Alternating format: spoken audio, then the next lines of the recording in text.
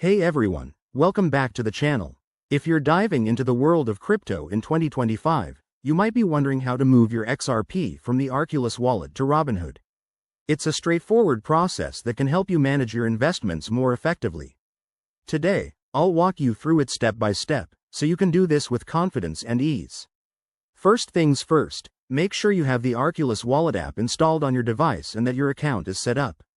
If you're new, download it from the App Store and create an account using your email or phone. Once you're logged in, head to your dashboard and locate your XRP balance. This is where all your crypto assets are listed. Now, before we proceed, you'll need your Robinhood wallet address. Open the Robinhood app, go to your XRP holdings, and copy the deposit address. Double-check this because accuracy is key to avoid any mishaps. Back in Arculus, select your XRP from the asset list and choose the Send or Withdraw option. You'll be prompted to enter the recipient's address, that's the one from Robinhood.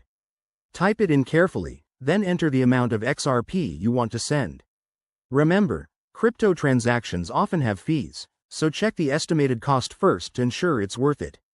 After that, review all the details, the address, amount, and fees. If everything looks good, hit Confirm. You'll probably need to verify this with your wallet's security features, like a PIN or biometric scan.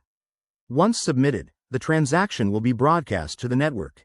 In 2025, with faster blockchain tech, this should only take a few minutes, but keep an eye on it through the app's transaction history. And just like that, your XRP should appear in your Robinhood account. Always monitor for confirmations and be patient if there's any network congestion. That's it for today's guide. Super simple once you know the steps.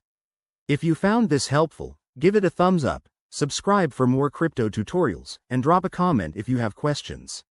Let's keep building that crypto knowledge together. Thanks for watching, and see you in the next video.